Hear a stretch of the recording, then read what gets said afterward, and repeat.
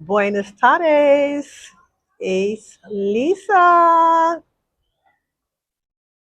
¿Cómo está? Bien, muy bien. Me llama Lisa. Soy de Carolina del Norte en los Estados Unidos. Ujú. Estamos tres ni- niños, dos, dos hijos y uno hija y una nuera.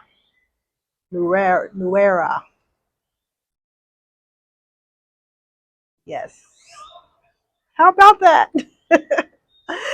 I introduced myself in Spanish, so you Spanish speakers, you let me know. Es correcto? Es correcto? Yes. And it's going well. Like I can tell you, the confidence level is soaring. My confidence level with Spanish, I'm telling you, I can't say really how well I'm doing for sure, but my confidence level with it, I feel like I'm just like walking on fire, like that girl's on fire. That's what I feel like. So I think it's really that's a big part of it is feeling confident and feeling comfortable and confident with it. So I've had these two experiences that I'm going to share with you. I actually videoed them. Um, so one was at the fish market. So I don't remember. I did tell you the first time when we first got here, and I went to the fish market, and I was so overwhelmed. I was so overwhelmed. I walked in, and the vendors everywhere, and they're trying to get you to come to their booth to buy from them, and they're speaking Spanish, and you don't know any of it, and lots of people there. So I walked in, and I turned around, I left and I was really disappointed because I was hoping that the fish market would be part of my Panamanian experience. So fast forward 4 months later with Spanish lessons. Oh, I walked in there and I slayed it. I slayed it. So this time that I went in, I was feeling more confident with my Spanish. So I was planning to go to the booth, the vendor that I normally go to, but this guy here caught my attention. It worked out because he was the first one there, so I didn't have to go too deep into the fish market, which was also appealing. So he was showing me the corvina fish, and he was explaining that it's like dos setenta cinco, which is like 275 a kilo. So, and then he was educating me and kind of showing me how to tell if it's fresh or not, which I was understanding pretty good. So that was cool too. And so just taking in the sights and the sounds, you can see that it's not too many people here. So I decided to just wander over to my original person. And I saw that the Corvina fish there was, he said it was dos cincuenta a kilo. And I thought, oh, okay, I understand what's going on here. So, yeah, I went back and I saw that my guy wasn't my new guy now. He wasn't too far into the process of filleting my fish, so I could still kind of return it per se. So I just started talking to him and kind of explaining that I went over to another booth and saw another price. Dos cincuenta. And he's like, no, no. And I'm like, yeah, see. And I pointed to the other booth, and he walked over to the other booth and he saw the price they had, and he came back and said, okay.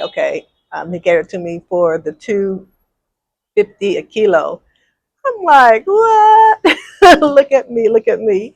And then, we were just talking because he filleted the fish so good. And I was like, muy bien. And I asked him his name, cuál es su nombre. And he told me his name. And I told him my name, me llama Lisa. And that soy de los Estados Unidos, and it's like good, pleasantries, but it just felt so good. So then when they'd already waited and it told me the price, and it was nueve, um, 35. So I knew what that was with my money, handling my money. And so I gave him a $10 bill, and I just said Diaz, Diaz, like just keep the 10 Diaz. And he said, gracias. And I said, de nada. And I said, no, did I say? Tengo un buen día. Have a good day. And I walked out. Dun, dun, dun, dun, dun, dun, dun, dun. Like Rocky. Dun, dun, dun, dun, dun, dun, dun, dun. Honestly, and you're seeing the video of this happening. So I'm like, and I did all that, and I was able to capture most of it on video at the same time. Slay. That's what you call slaying it. Slaying it. So then I was so proud. I came out and I told Craig, because Craig was waiting for me outside on the bikes. I'm like, Craig, I slayed that. I slayed that. Y'all know Mr. Craig. He's like, good. I'm like, no, no, you don't understand. I slayed it.